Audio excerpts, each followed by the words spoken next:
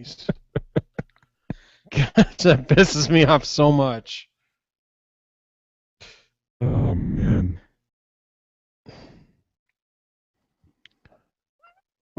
What? I mean, what the heck? This is such garbage. It even like gives me this error message that Internet Explorer is an unsupported, like, and it says upgrade to a modern browser and stuff like that. And it works in Internet Explorer. Just That's so amazing that Google Plus will not work with Chrome. it's funny, but like at the same time, like what's happening on the barge right now? I mean, what are they doing? So what? I mean, do you have Firefox? Does that work? I don't even have Firefox on this machine. Oh, you don't? Man, oh man, I've seriously been sucking down this beer like I'm in the middle of the desert. I was like, I'm gonna have one beer. I'm gonna nurse it tonight throughout the podcast. Trying to get logged into this hangout, and now I have like 2 fingers left of this beer. Oh, holy crap! Oh man. I guess it could be worse. I could take care of a second child right now. What's that? I could have to take care of a second child right now. Right. Shout out to Kurt. You're having a Google baby tonight. Well, I aborted the Google baby and adopted the Internet Explorer. It is a little bit choppy tonight. Not terrible, but not bad. Holy crap, man. Oh man. All right, well, I'm ready to hit it. ram it home whenever you are. Yep, I'm ready. All right, here we go. Oh wait, I had to turn my recorder on. I get halfway through and I look down. Little blank. I suppose we should do some sort of a sound check thing. Yeah, I don't know. It's overrated. Oh, being at the same level is overrated. It's overrated like Arodis Vizcaino. All right, 1, 2. Yep, I'm good. How about you? Yeah, pretty good. Sounds good. All right. Here we go.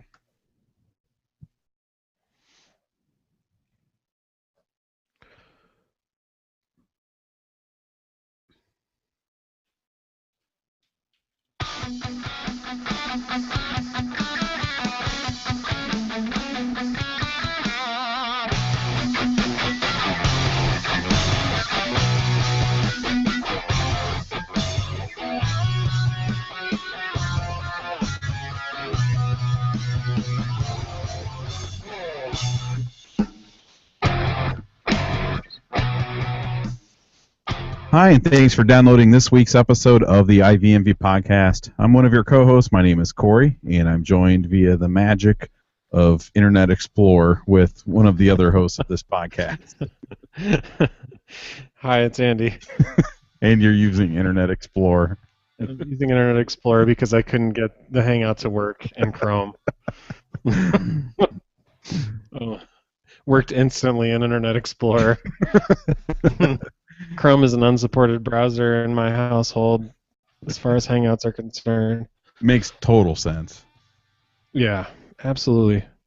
Well, you'll notice that Kurt is not with us this week. Yesterday, Kurt and his wife Lana welcomed another Cubs fan into this world, a baby boy. So congrats to Kurt and Lana. Yeah, welcome Bert Mangione. Right, yeah. Well, yeah, why didn't he go for something like... I was like, oh, he didn't pick a Cubs-based name, which, I'm not really big on naming kids after... I mean, I have no problem that people do it. It's not like I think it's like cheesy or anything like that. I don't think I like. Well, when we like our first daughter, Tawny wanted to name her Ivy, and I didn't want to because I thought that people would think it was just because of the Cubs. Uh, so I guess when when they had their baby, I was kind of curious if he would go for a Cubs name, but he did not. Unless it's some like deep cut to some like backup middle infielder in 1952 or something. Yeah, and then I was hoping for Ian Stewart maybe somewhere in there. Well, I was also kind of thinking, we've had this discussion a few times over the course of this podcast about the idea of maybe forcing our children into lives of Cubs fandom. And then Kurt's son's birth kind of got me thinking about things a little bit differently, though. Andy, do you think that our kids' generation will not know the misery of being a Cubs fan? That our generation and probably the 3 or 4 generations before that, before us, have known. What do you think? I mean, do you think that they're not going to? I can easily envision a future in which the Cubs are very successful, and then it's just us old men talking about the misery that we experienced, and they're just like, shut up, like basically nobody has time for our stories of our life of woe with the Cubs. Right. But then again, I could just as easily see them having miserable lives of Cubs fans too. Yeah. I mean, that's not a totally inconceivable reality either. Yeah. I hope that for their sake and ours, I hope that the misery is about to come to an end. At least we'll get some more playoff appearances. I think for sure. Yeah, at least off seasons are more fun right now. Well, Andy, since Kurt's not here, do you think we should talk about how much we're looking forward to spring training? Is it safe to do? Is it not rubbing? I mean, I'm sure Kurt's gonna listen. Yeah, he'll listen to the episode, so I don't want to go too crazy about it. No, but you're looking forward to it. Oh yeah, heck yeah. Like just more and more, and I mean more things are going to happen that are going to make me look forward to it even that much more. Right, like snow at the beginning of November. That'll right. Or middle of November, I guess. Yeah, this weather this week kind of made me think, oh, I can't wait for spring training. That's me thinking about Arizona quite a bit. Yeah. Well, we've mentioned it a few times here on the podcast, but we'll be recording episode number 300 while we're at spring training, and we're thinking about doing some sort of meetup. We haven't really figured out exactly what we're going to do, and we're going to try to hopefully get this kind of ironed out in the next month or so. But if you're going to spring training or you're thinking about going, and maybe to see if it lines up when we'll be out there and stuff, shoot me an email. I know a few people have asked me what dates and stuff like that we're going to be out there, but yeah. So if you want information on when we'll be out there, or if you want to see if it lines up or whatever, then shoot me an email, Corey Corey at ivmb.com. Andy, I have to ask. Yes. It's the off season. What are you drinking? What I'm drinking is a Magic Hat snow roller, and it's not that great. I've seen the Magic Hat stuff. Have you had any other good ones? I think most of their beer seems pretty marginal. Like the one that I've had that I like a lot is Magic Hat number 9, and when I first had that was a magical experience. But everything I've tried since then, not too keen on. Yeah. Huh. I'm drinking. Look at that. Jingle Java. Oh yeah. Oh man, it is so good. I've already had a growler of that a few weekends back. See, I meant to take my growler up to the Quad Cities on Friday to work, and I completely forgot. I was going to get it filled up there, and then we were in Galesburg, and I stopped into Hy-Vee to see if they had anything worth drinking last night, and then I didn't think they had it. They had it like distributed into the stores yet or anything, but They do, and man, it is so good. I mean, Yeah. am I crazy in thinking like this is the best beer I've ever had? No, not necessarily. If you look on like Beer Advocate and some sites like that that have a lot of ratings, that beer actually tends to be the highest rated among all of Bent River's beers. But it's still like kind of lower than you might expect Really? in the grand scheme of things. Huh. But still, I think it's great. I I would drink it. I anytime. Yeah. Yeah, I mean, I like their sweet potato ale, but whew, this Jingle Java stuff is just insanely good. Yeah. All right, well, let's jump into Cubs baseball. The Cubs had it, they pulled off a trade today. That was kind of unexpected. It was unexpected. I mean, I've been kind of keeping track of rumors, and then all of a sudden, I take a few hours off, and bam, there's a trade. With But players you didn't even think about. Like, I never really thought about Arodys Vizcaino getting traded. yeah, me neither. But yeah, that's exactly what happened. Rodis Vizcaino was sent to the Braves, and from whence he came. Yeah. He came over in the Mulholland trade of 2012. So now they've sent him back. And so much to the hand wringing and hair pulling of Cubs fans, an infielder, a middle infielder at that, named Tommy La Stella. And so that we have another middle infielder, guys. And he is a second baseman, and that's really all he's played, is second base. So a lot of people are kind of, I don't know, up in arms. There's a lot of flexing going on, um, and so I guess what it boils down to is a lot of talking heads and fans are just saying, well, this smacks of another move coming very soon. That they're just really setting themselves up to have a lot of options as far as infield prospects to deal. Hmm. And then there are there's kind of the other camp that is saying, well, Listella would be a good guy to have available on the bench. He's a guy that they've targeted in the past. They've really tried to obtain in the past. Ken Rosenthal noted on Twitter that the Cubs have tried to obtain him for a while.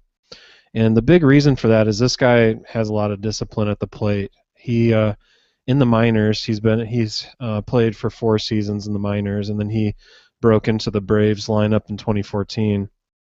But he has a career 407 OBP in the minors, Yeah. that is nuts. Right. And so then with the Braves, he came up and showed a lot of that same discipline as, according to several sources, he led National League rookies with 36 walks. And that was 360 plate appearances. So above average as far as walk percentage, and then a pretty good, very low strikeout percentage. So kind of the opposite of Javi Baez. And then the other thing is, a lot of people see this as, okay, well, maybe this means that Castro's on the way out, and Baez is going back to short. But I don't think that's necessarily the case. But that's what a lot of people are reading into this as, because a lot of people are seeing this as being just the first step on a whole entire staircase of trades. So Yeah, I don't think it has anything to do with Castro. I mean, I could be wrong. And I think this really just kind of shows that this front office is unpredictable. I mean, it seems like, for the yeah, they've had some deals that did not work out well, but they do a lot of things that don't make sense at the time, and then a couple years down the road make a whole lot of sense. And yeah, so whether or not this is I mean, just giving them more, flexibility, and it does signal a bigger trade about to happen, or if they just want, you need those role guys. You need a high OBP guy that can come off the bench, and so that might be what he is too. So I don't know. It's an interesting move. and it'll be interesting to see what happens. But I don't know. I kind of like stuff like that catches me off guard, and I think you know I think I guess I had hoped for more from Vizcaino. Um, DJ tweeted at us and he said that the Cubs acquired Vizcaino from the Braves and spent 2.5 years to rehab him to send him Yeah. back. Yeah, and there are quite a number of flexes online just saying something to that effect, like, oh, so we got this guy just to wait forever for him to be be a serviceable pitcher again, and then now let's send him off. Right. And you know, I But I think think that, well, I mean, okay, so they've had the emergence of quite a number of arms in the bullpen right. since this guy's been in the process of healing and getting back in the game. And so that's a factor. And then also, I mean, he has had kind of spotty results as far as what he's done since coming back from injury. He showed some positive signs in the minors. He came up with the Cubs, and he only showed up in, I think, 5 games, and gave up 3 earned runs. So he was looking a little bit shaky there. Through his time with the minors, he did have a pretty good strike Ks per 9 innings, but his velocity wasn't quite. It was a little bit lower than it had been in the past. It was. I mean, he still has a power arm. There's no doubt. But I really do think the emergence of those other guys in the bullpen made him kind of an expendable bullpen arm. I mean, keep in mind too that he's a bullpen arm. It's not like he's ever going to be a starter coming off of two right. two And mainly two surgeries. So kind of a seventh, eighth inning type guy, and yeah, I mean, similarly to how the Cubs have really kind of piled up middle infield talent and given themselves a lot of options. They've kind of done that with the bullpen too, and so right. It gives them a little bit of flexibility to make moves like this. And yeah, I just think I think it's going to be interesting to see what happens, and I don't feel like if La Stella is not moved in another trade, and this is what this front office wants, is somebody like him there, then I don't have a problem with that. No, yeah. And I think it was Hoyer or Jed. I almost said Hoyer or Jed. Um, Theo or Jed, I can't remember who came out and said already, according to Kerry Muscat, that they did not get this guy to set up another deal. And I'm sorry, it was Hoyer, and he said sometimes you have to acquire guys that can get on base. It's something we needed. Right. Yeah. Yeah. I wouldn't put too much stock in that. I mean, like, I still think that it sets them up going into the winter meetings to when they're trying to swing these trades. They have so many options now, and then if they move a guy, they're going to have somebody else to plug in. Right. Yeah. If the right deal for Castro does come around, then they have somebody that can play short, and they got somebody that can play second. I mean, Yes. they've given themselves some options, and even to look at potential injuries and stuff like that. I mean, it's just depth that you kind of need, and it's not insanely great depth right now. It's not like La Stella's. I don't think he's the future second baseman of the Cubs. No. But No. but He's an upgrade over some of the other kind of fringe second basemen that they have too, like Logan Watkins, for example. He's a left-handed bat too, so that's an attractive thing, I guess. I think we've seen the end of Logan Watkins. Yeah, I do too. I do too. Anything else you wanted to say about La Stella? Probably something else, but that I'm forgetting. But at any rate, it'll be fun to see what does come of all this. Like, are they going to hang on to him? Is he going to be a chip in another deal? It's just the beginning of a pretty interesting off season. Yeah, it's going to be a real fun off season. And speaking of that, just tonight, like I just said the beginning, like I forgot about Madden or something. Just La Stella's the beginning of an interesting off season. But yeah, I mean, like, Madden happened, but I mean La Stella though. I mean, right. La Stella though. Well, I guess about in regards to an exciting offseason. Just tonight, Ken Rosenthal tweeted that the Cubs are the clear front runner for Russell Martin, and he also gave some specifics as to what that contract might look like. And he said 4 years, 64 million. Um, Hmm. any thoughts on that, Andy? Well, I mean, I think weren't some people thinking he would get five? So I Right. Yeah, I think that was kind of the conventional wisdom is that it would be a 5 year deal. So if they right. shave So a I year off that's that, already like a plus in my mind if he could take a slightly shorter deal, given the yeah, fact that Schwarber's on his way up and will be there somewhere in the middle of that contract, perhaps. right. Yeah, I like the fact that it's a year shorter. I prefer a 4 year deal over a 5 year deal, but even I wasn't that opposed to a 5 year deal. And I mean, I kind of like, I like it. I think it's overpaying a little bit, but I think I talked about this last week or maybe the week before, but I think it works well. Martin's an upgrade over Castillo behind the plate, and Schwarber, if he really does stick at catcher, this gives him some development time, and then towards the end of Martin's contract, they can kind of do a platoon type situation where with Schwarber maybe still playing full time and getting some time in the outfield or something like that. I think it gives Schwarber, um, a really good catcher to learn from. Um, and yeah, I think the contract is probably a little high. And yes, he's a 32-year-old catcher, but the Cubs have the money to spend, and Hmm. I think that the Cubs might benefit down the road through his influence on Schwarber. Right. If Schwarber is the plan, and if Schwarber isn't the plan, if he's not going to be able to stick at catcher, then I think I don't think there's much else there right now. That would be as big of an impact as even a 36-year-old Russell Martin. And Sure.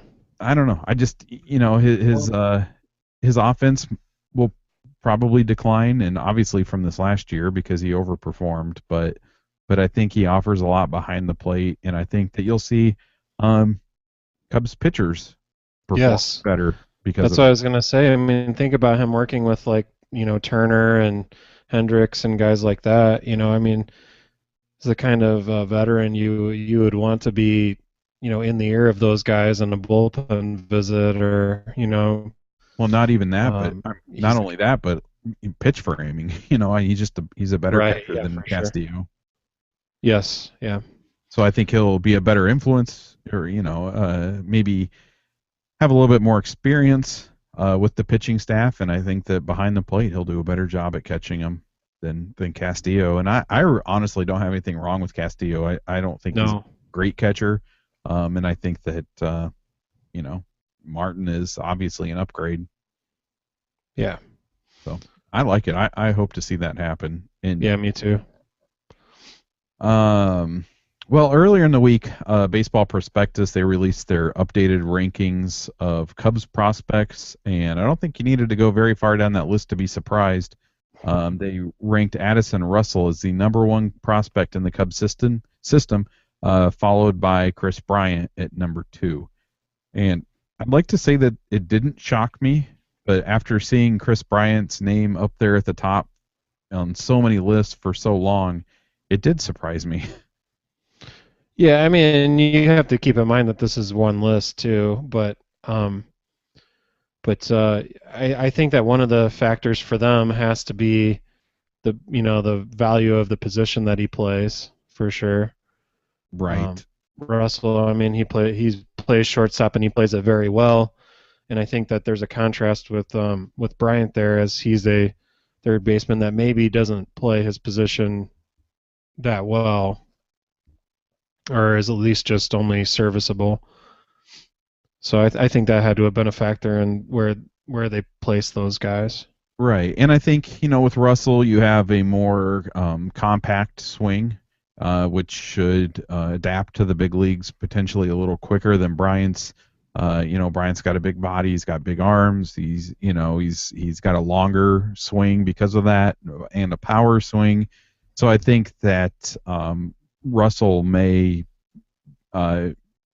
his adjustment to big league uh, pitching, at the plate. I think that Russell might not encounter quite as many. I don't know. I guess just bumps in the road. I guess than Sure. than Bryant.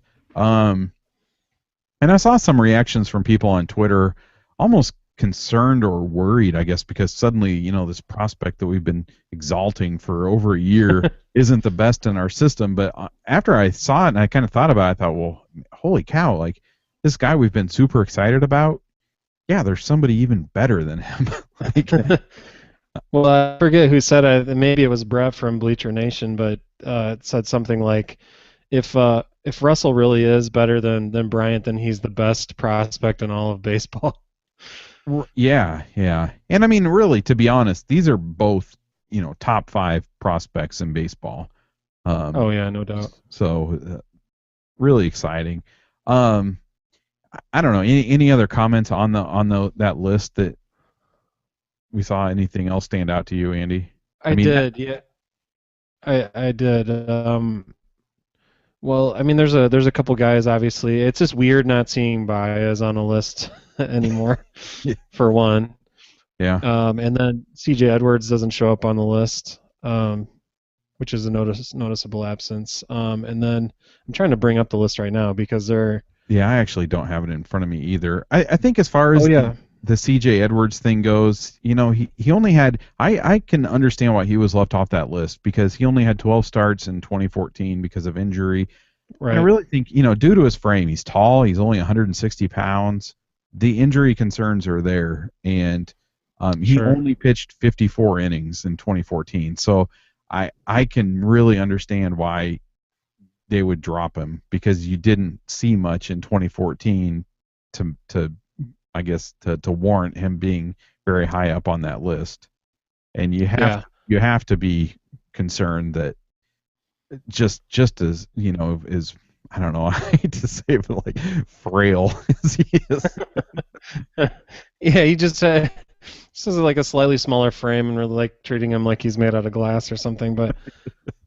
Um, but yeah, for sure. Like him, I guess Albert Almora still being number 4. I thought he may have dropped down a little bit. It was nice to see that Billy McKinney, the other guy that they got along with Russell, Right. is up there at number 6.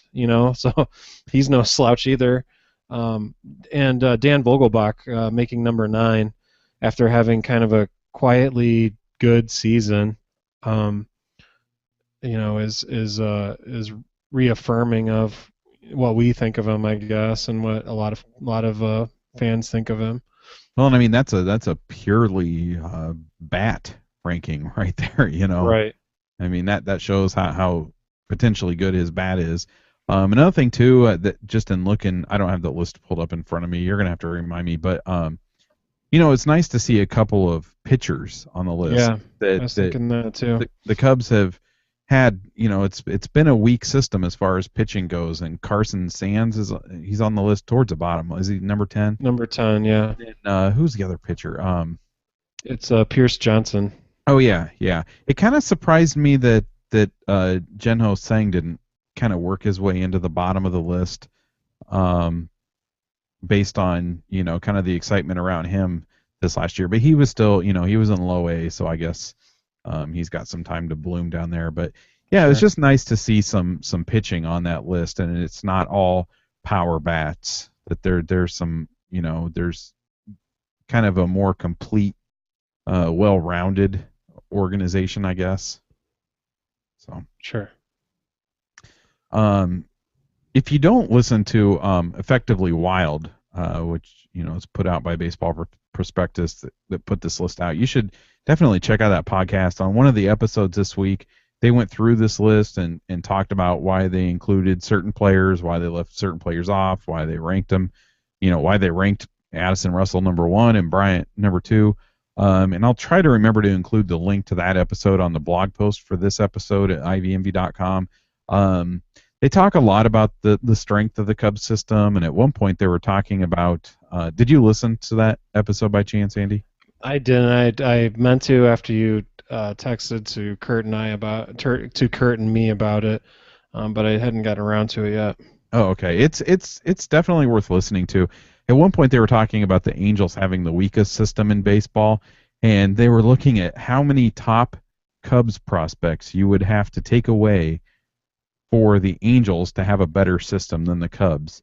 And they determined that you would need to take away the top 12 or 13 prospects for the Angels to have a better minor league system. Which is just crazy. But you know what, the system is deep. It's not just a clump of top prospects. It's not Addison Russell and Chris Bryant and that's it. Two top five guys and that's it. And like last year with Baez, we're seeing this like kind of like just waves of really good prospects, and it's really just kind of a system wide strength right now. So that when the Cubs do call players up, like Baez and Alcantara and I guess Soler is still on the list. So is Alcantara too, I think. But as they begin to call these players up and call up Bryant and Russell, I think the Cubs system will continue to be strong. And they've been able to do it through the draft and through trades. And they went from being a below average system to a very deep and talented system really pretty quickly. I was just thinking about it today and I thought, it's been a lot of fun to watch as we've been doing IVNB. We've seen a huge change in the minor league system from, when we started the podcast was 09, 2009 and 2010. I mean, look at the minor league system in 09 and 2010 compared to where it is right now. And it really hasn't been that long. It's pretty amazing. Yeah. Yeah, and it makes you feel good just to think about it compared to back then. So, yeah, you remember we did. I've been trying. What I want to do is like I think the first year that we were doing the podcast, we had that guy from Wrigley Bound on. Remember he did a blog. Yeah. And we had him on. I want to go back and listen to it and hear like the players that we were talking about. Oh yeah, that would be fascinating. Because I think we had him on a couple times. I think we interviewed him a couple times that season. So it'd be kind of interesting to go back and look. I can't even imagine who we would have been talking about. Yeah, I don't know. Probably like Brandon Geyer and a couple of those guys that Josh Harrison or something. Yeah, I don't know. Well, changing topics here. I think that this offseason we talked about how we're excited with how things are going and what this offseason could be like. And I don't think that Cubs fans are the only ones getting excited about this team. Before the Cubs hired Joe Madden, Vegas had the odds of the Cubs winning the World Series at 50-1, and I believe now the odds are 25-1. And I think there was kind of a national buzz about this team towards the end of the 2014 season. It seemed like people kind of like when they called up Baez and when I think the national baseball I guess conversation about the Cubs kind of changed. It went from being like they're so bad and even I don't know, you still heard other fans talking about how like Ricketts was driving the organization into the ground and all this kind of stuff, Right. And then you started hearing people say like, oh wait, this team's going to be really good.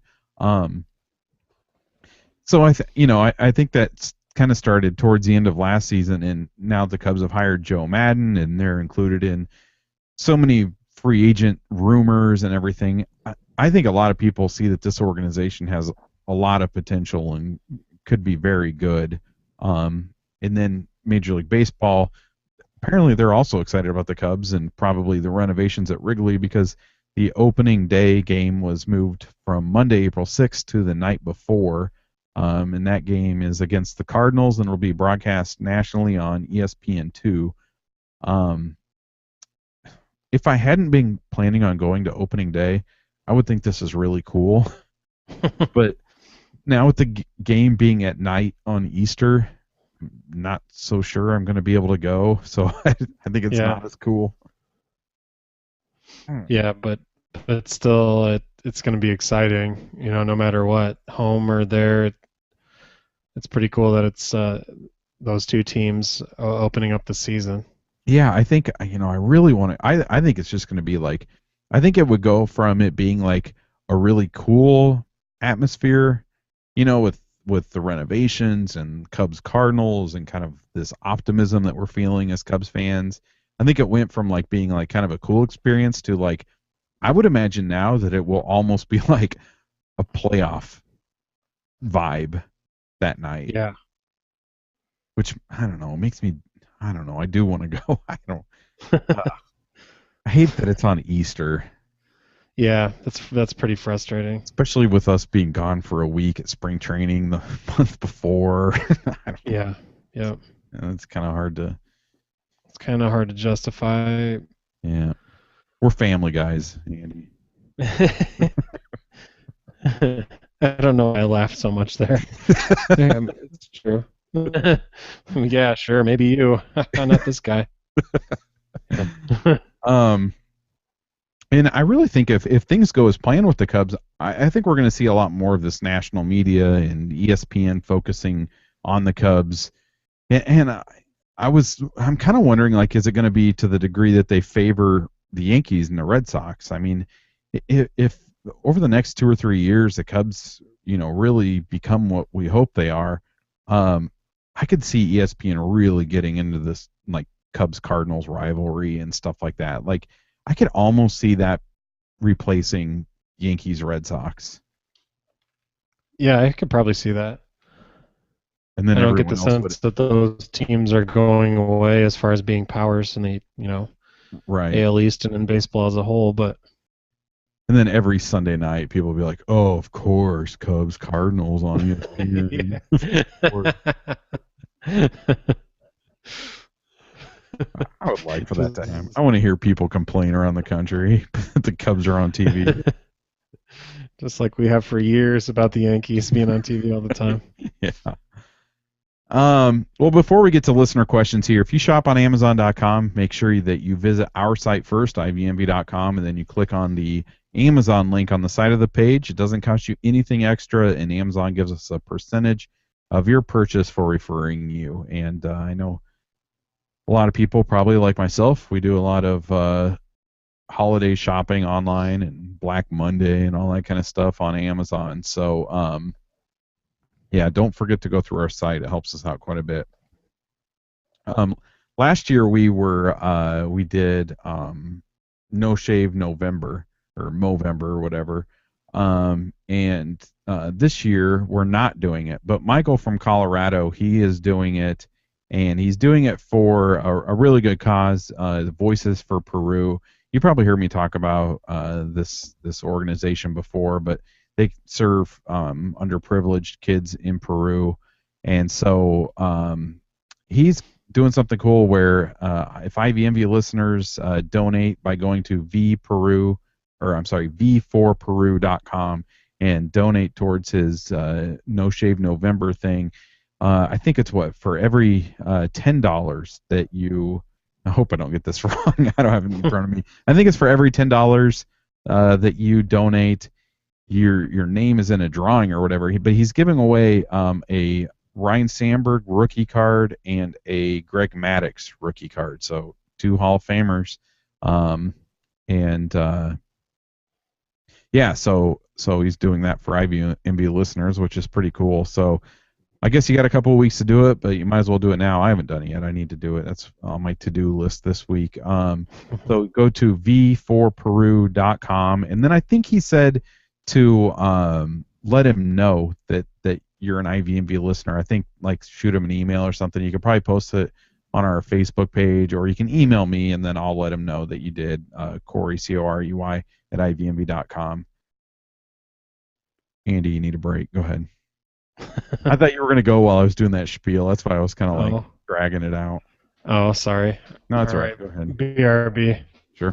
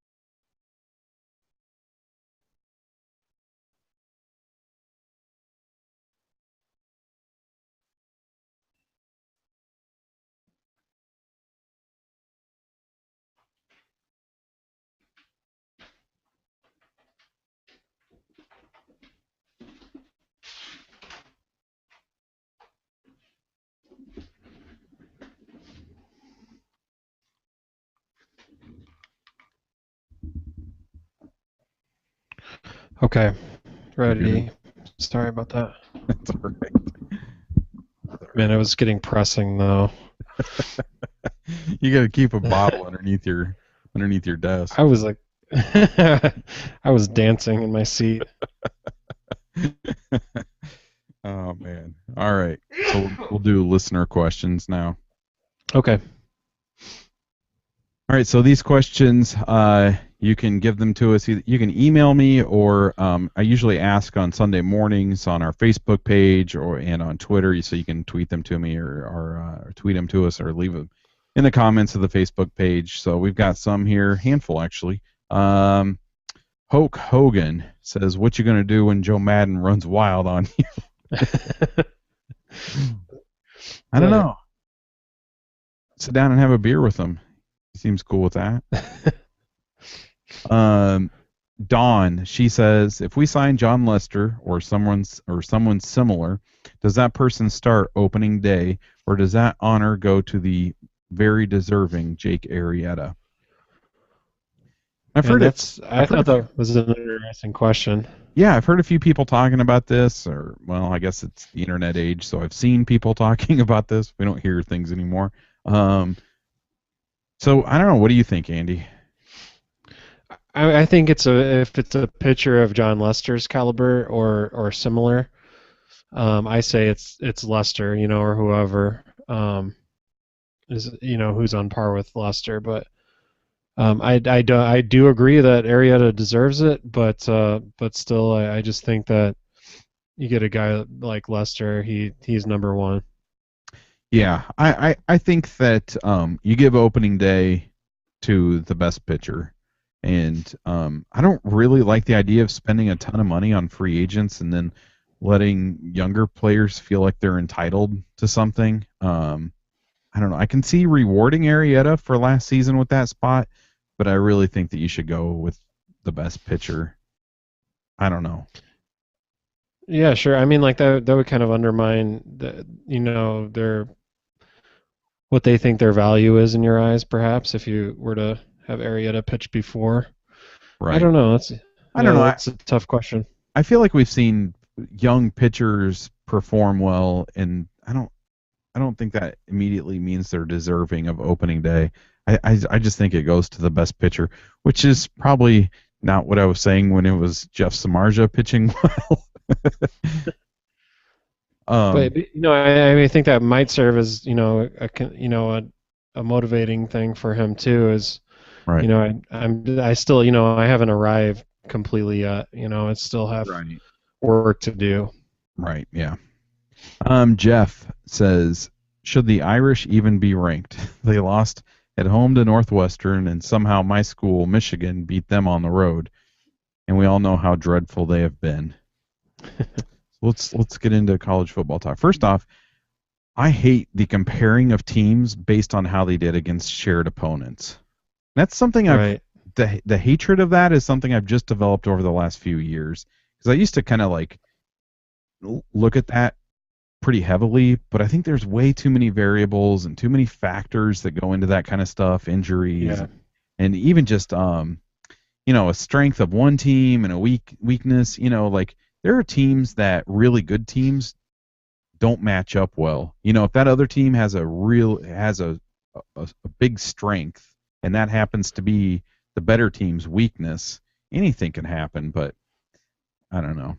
I just think there's too many variables. But that said, I would not be angry if Notre Dame fell out of the top 25, which I believe they did in the AP poll. I think they're a team that has a lot of depth issues from injury and suspension, and they've looked very good and very bad this season. As a Notre Dame fan, I focus on the times they've looked very good, and I see that as the real Notre Dame.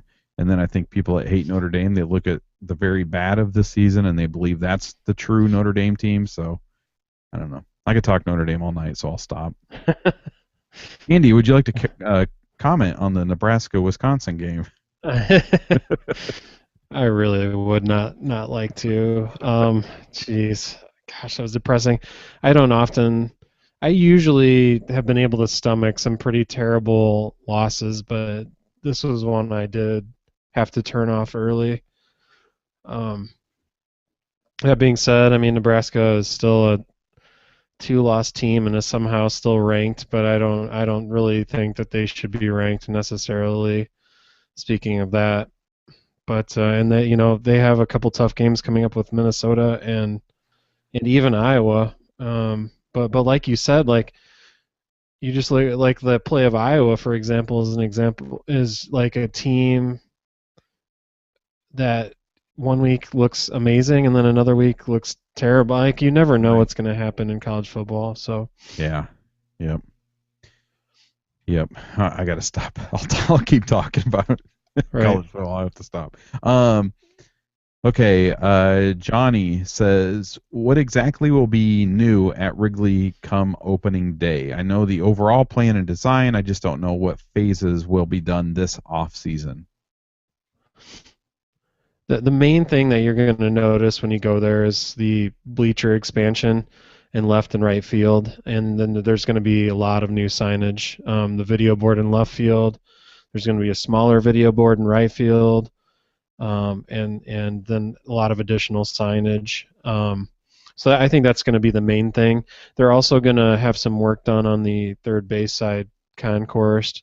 I'm sorry, and that's going to include new restrooms and stuff. So maybe something other than troughs over there. I don't know, but they're gonna.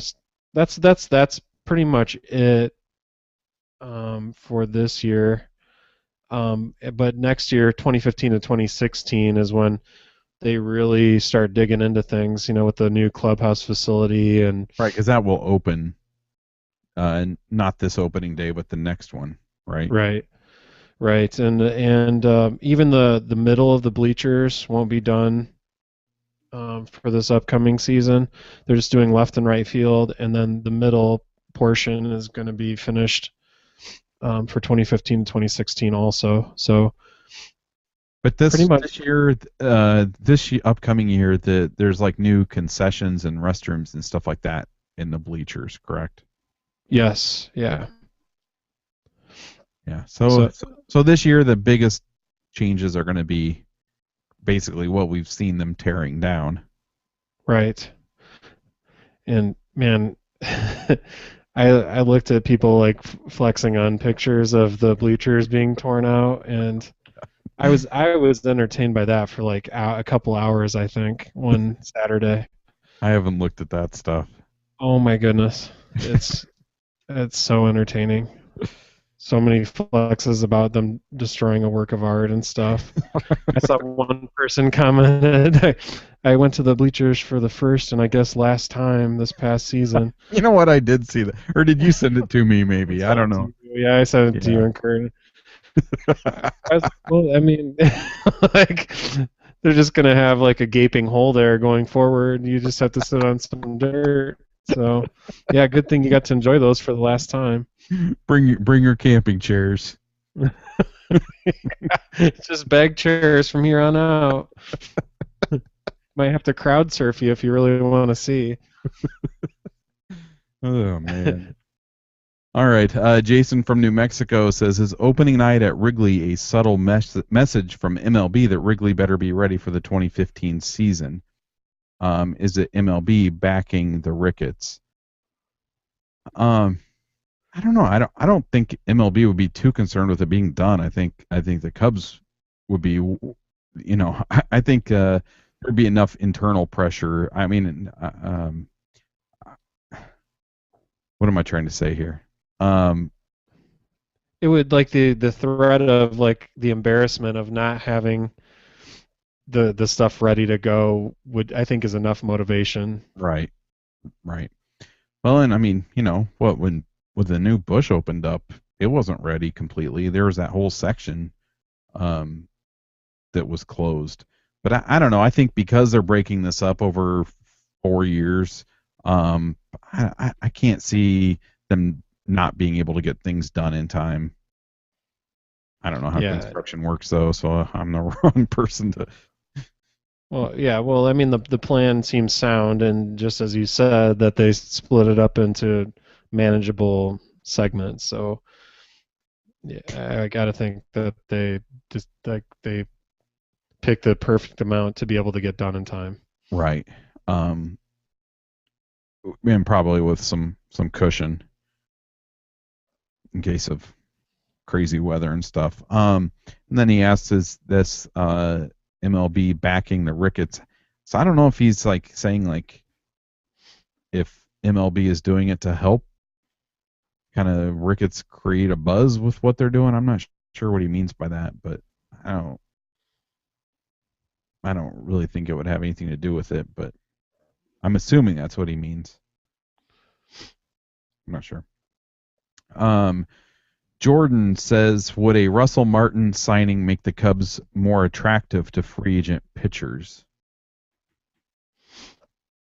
There's no day it can't hurt. I don't think it could hurt at all. Yeah. And in fact, it probably would help a little bit in my mind. Right. I kind of see that as being like something that would be on the list of like, hey, look, we're going to have a new clubhouse. Hey, look at what we're building. I think it would be on the list of things to kind of show off to a free agent pitcher. But I don't know if Russell Martin is what would put them over the top. I'm kind of guessing that the size of the numbers on the contract are probably what matter most. Right. Yeah, it's a kind of a fringe factor. But to say, hey, you're going to be pitching to Russell Martin, that might carry a little bit more weight than, hey, you're going to be pitching to Wellington Castillo and then maybe another guy that we're not sure if he can be a catcher. Sure, and I mean, and it would behoove the Cubs to make this deal happen sooner rather than later, so it can be a little bit of an influence. And it does seem like that might be the first guy that they're really trying to go after. Right. He also says, how much longer till one of these big name pitchers sign? The Cubs are supposedly already going to be speaking to Lester. I can't remember if it was tomorrow, if it was even today, but still, I got to think that this is going to draw out a little while, and we could see it happen during the winter meetings, perhaps, at some point. Yeah. I think it'll be a little while, as surely they're going to look at all their options, and I'd imagine that they'll take their time, but I don't really know. I don't know what the situation is with these individuals, and sometimes things happen quickly for certain reasons, so I really don't know. Yeah, and I think the winter meetings are in early December. Right, yep. If I'm not mistaken. So I would say December is when you're going to start seeing, some things come together as far as the pitchers are concerned. Maybe late December even. Yeah. Well, Theo already ruined the 4th of July. Might as well ruin Christmas Eve.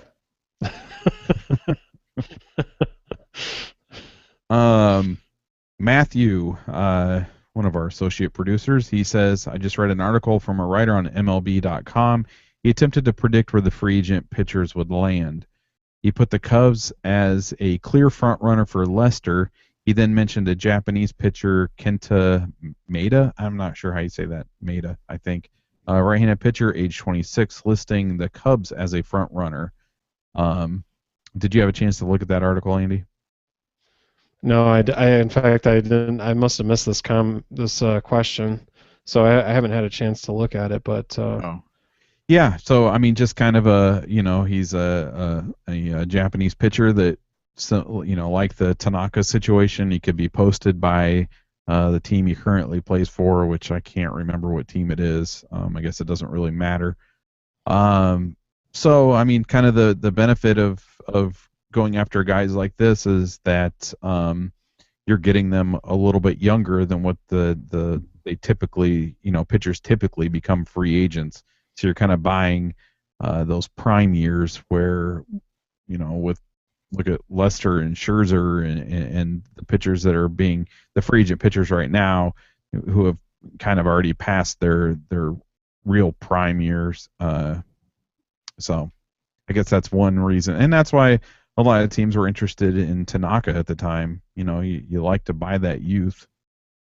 That you're getting youth, but you're also getting somebody that's major league ready, and you're not having to develop them through the minors or anything like that. And Maeda plays for the Hiroshima Carp. Oh. Sean says, just for fun, please no wagering. Who gets bumped from the 40-man late April, early May to make room for Bryant? I'll say Lake because why not? She was. I don't know. I mean, with the way that this front office operates, I couldn't begin to predict what the 40-man is going to look like in May. Right. I mean, I would have Hard to thought say. that we'd probably see somebody like Logan Watkins still on the 40-man, and now, based on what happened today, I kind of think maybe we won't see Logan Watkins on the 40-man. So I don't. There's way too much that can happen this off season, Yeah. but I don't think it's going to be Junior Lake. I'll just say that. Josh says, how do you feel about Rondon as our closer moving forward? The front office has stated they back Rondon 100%. Do you feel it may be wise to have a contingency plan in place in case we have another Carlos Marmol-like situation occur? For sure. I mean, I think they already have a couple guys in house that could capably fill that role, at least as an interim, for sure. I think Vizcaino. yeah, like Vizcaino, for example. I think he'd do a great job. But I'm thinking of like Pedro Strop or Neil Right. Ramirez, perhaps. Yeah. I like him as a closer. I mean, I definitely like the idea of giving him, that role in 2014. But, unless it's Jose Veras, then yeah, I'm gonna have to lean towards Veras. But no, I think you're right. I think Strope is a pretty good contingency plan right now, and Right. we And may see. Rondon earned. Go ahead. Sorry, I was gonna say Rondon earned it. I mean, what did the Right. guy only blow like 4 saves? Yeah. I mean, Something like. I guess it wouldn't shock me to see the Cubs give like a spring training invite or a minor league deal to Kevin Gregg. yeah. Well, I mean somebody that does have more experience, just Yeah. just in case things like go off the rails in spring training, that there's somebody there that has that experience that could step in and do it if they need him to. Sure. Bob says, if this is a different Bob, this is Bob number 3. Is that what we should call him, Bob number 3? I don't know. Sure. He says, if the Cubs trade one of their big 3 middle infielders, who do you think gets moved, and what's the infield look like first through third in 2016? And then he says it's snowing in Ottawa, Illinois. Snow. Did you guys get snow last night? Yep. We have a little dusting going on right now, and I hate it. Yeah. Our girls wanted to build a snowman today, and I was like, you're going to have to, like, start rolling the snowball and, like, roll it for the next, like, quarter mile to get Start gathering the snow. Yeah. Oh, man. So let's see. If the Cubs trade one of their big 3 middle infielders, who do you guys think gets moved? It's a tough question. I would hate to. A lot of people would say Castro to this question, but I don't necessarily think that's the case. I think the Cubs would be more likely to trade one of the prospects, and when I say that, I'm including guys that have touched the big leagues like Alcantara and Baez. Yeah. Rather than a guy who's has a proven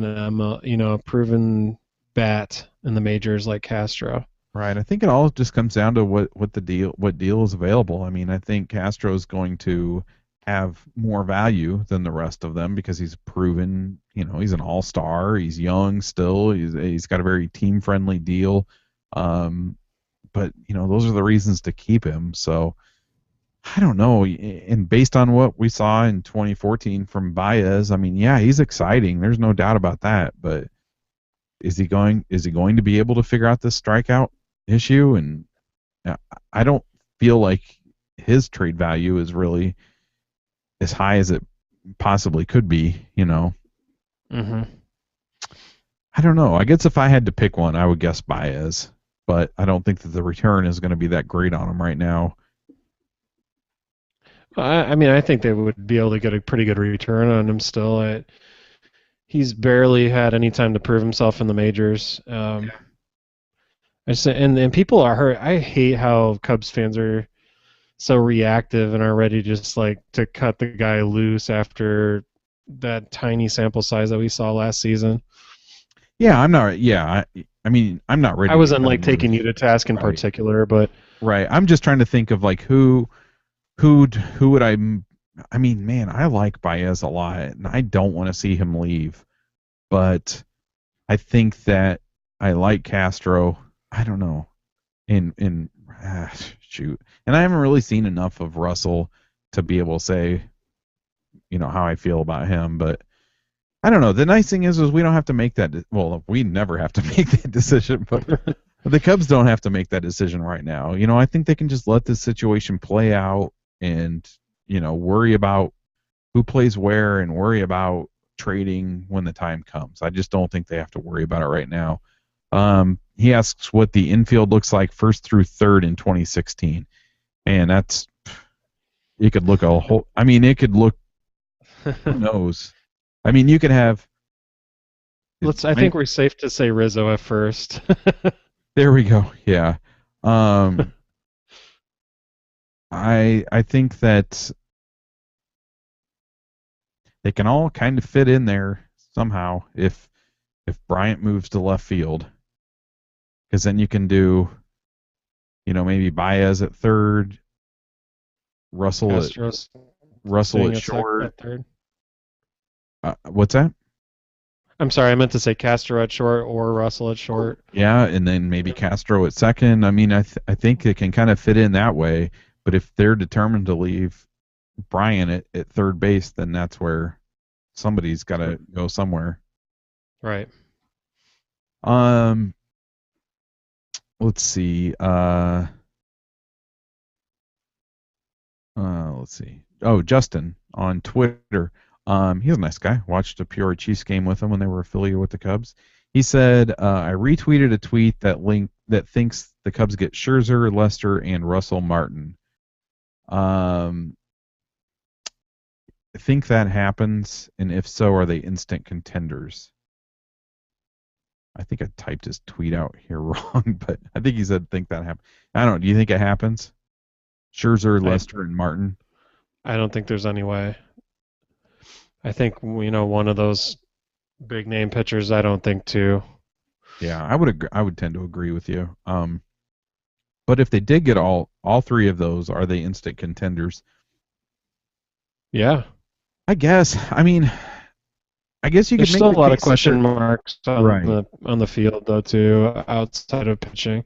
Right. That's kind of where I'm at. I mean, I think if you get two of those, I don't think that they're much less contenders than if you think they're contenders with the three of them.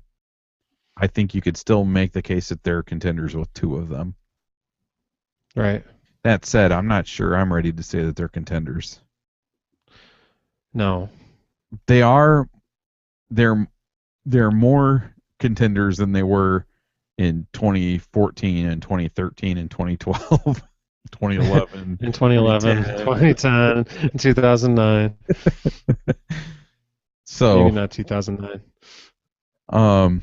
So I guess that's where I'm at with it. John, he says, once again, you guys have failed to address the biggest question of all. That is, what are we going to do with all these shortstops? Seriously, though, could Castro, Baez, or Russell be the next long-term Yankees shortstop? I think those Yankee suits have all the potentially high impact prospects on their radar. Yeah, I don't know. I wouldn't be surprised eventually. Yeah, I don't want to see any of them in Yankee pinstripes. No. And then he says, and if so, what year will that player have his Yankees uniform number retired and be inducted into the Hall of Fame? Pretty much a given, I guess. That's how it'll go. Jamie, oh man, who'd you rather bang, Spears or Aguilera? Well, what he's talking about is Nate Spears, who used to play for the I'm Red sure you mean Sox, Jeff Antigua. and then Rick Aguilera. There you go with Rick Aguilera. I don't know. I don't know. I don't really have a thing for pop stars. Do you, Andy? Well, I mean, I know you do for Adele. Or Adele. Adele. I didn't. I don't even know what she looks like. I have no clue. You could show me a picture. Yeah. I'd have no idea. Yeah. Well, maybe at some point this evening I'll show you a picture. All right.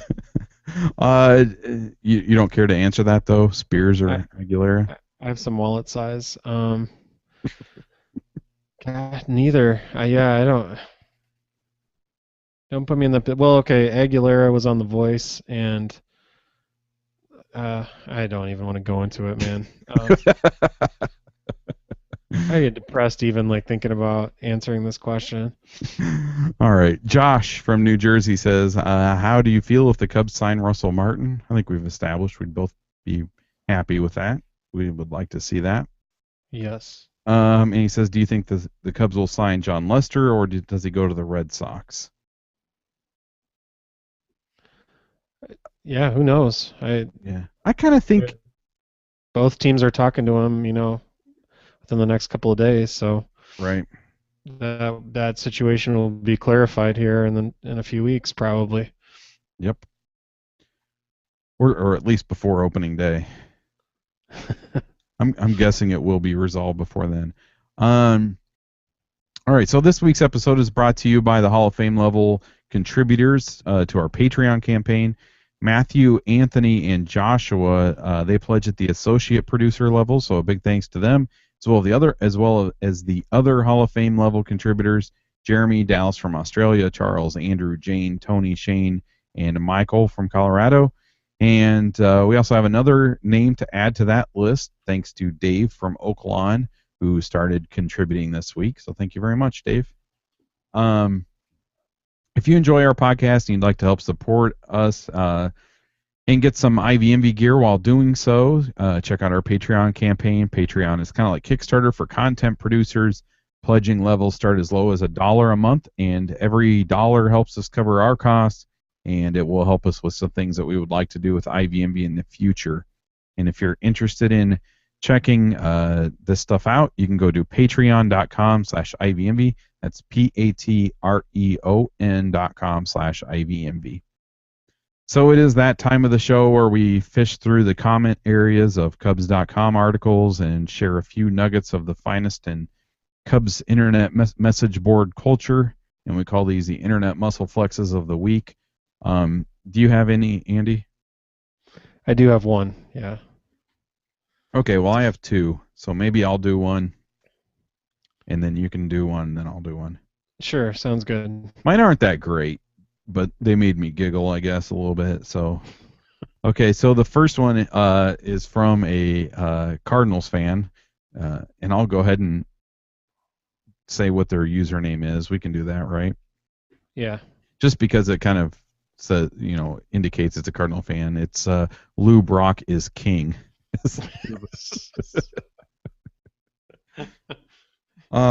So he says, love how the Cubs did with the manager. Yes, Ron, you will definitely be back next year. We are pleased with how you have handled our young players. Oh, Joe Madden is available? Ron, don't hit your ass on the way out of the door, pal. I thought it was funny because his name was Rich, not Ron. Not Rich, Rick. Why did I say Rich? I know, I thought it was hilarious that you said Rich.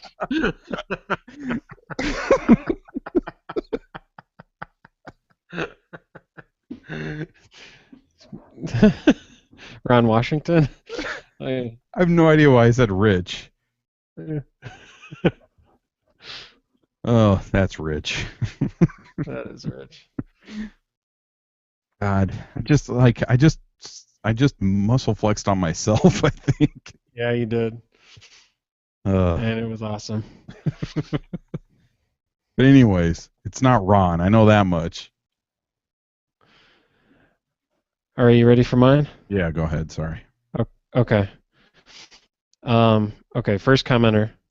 La Stella means the star in French. Cubs fans, you just acquired a star.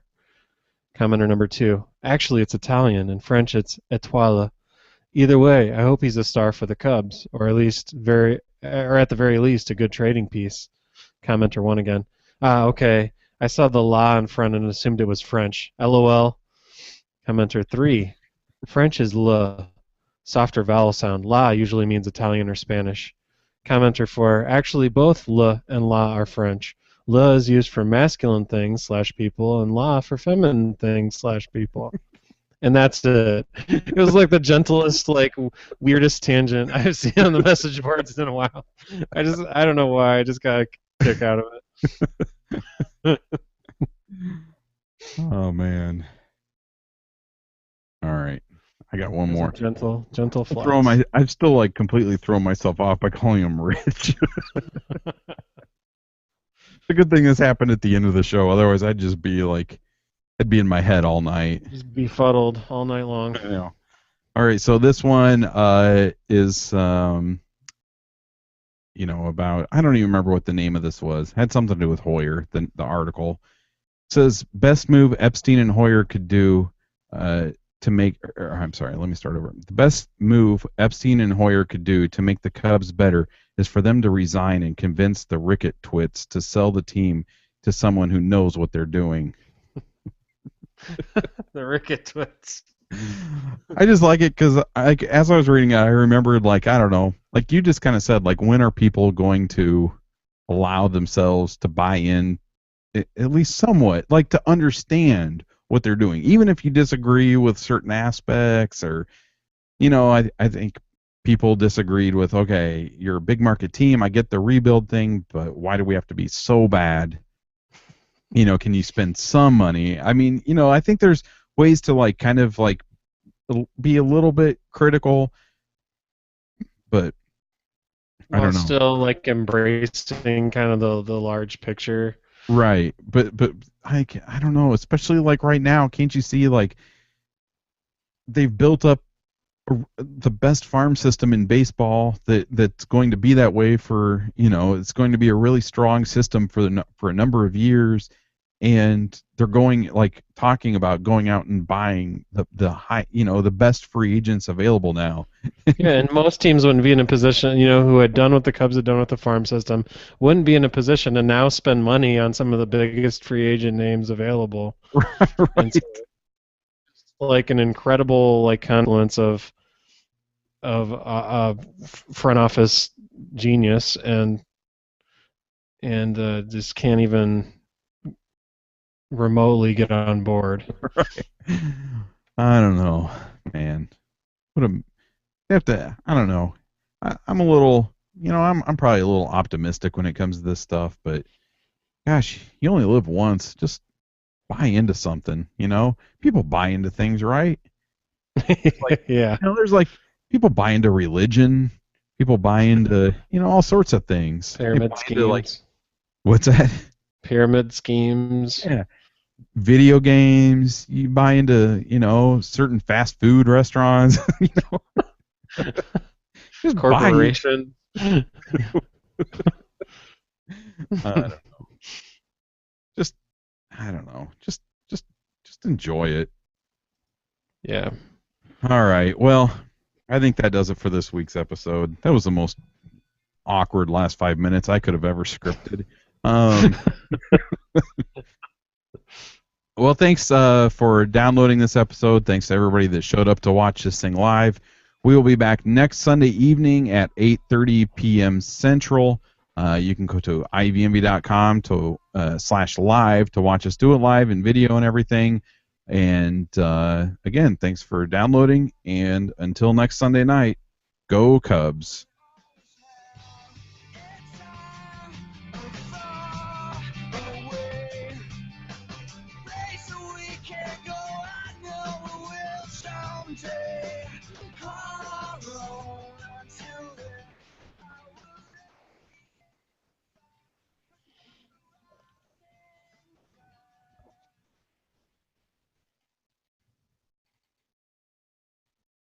You there?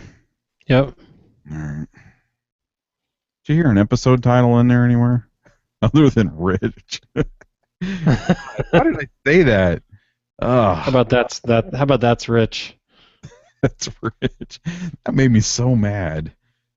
You could probably edit it. No, that's all right. The only other one that I heard is when you said towards the beginning you said La Stella Doe. Dat La Stella Doe. Yeah, yeah, Like D-A-T. yeah. That's it. La Stella D-O-H. DOA. D-O-H. Oh yeah, that's what I had. Yeah, we could do that. Dat La Stella Doe. I like it. All right. Oh man, I don't know why that made me so mad when I messed that up. Why did I say Rich? Yeah, I That's don't the know. kind of thing that's gonna drive me nuts all week. I'm gonna feel like such an idiot. Are we still live? Yeah, yeah. I can end the broadcast though. Yeah, I got something to say to you. Oh, you got Outside of something? that, I got something to say to you. got something to say to you about how you messed up. All right, I'm ending the broadcast. Good night, everybody. Night.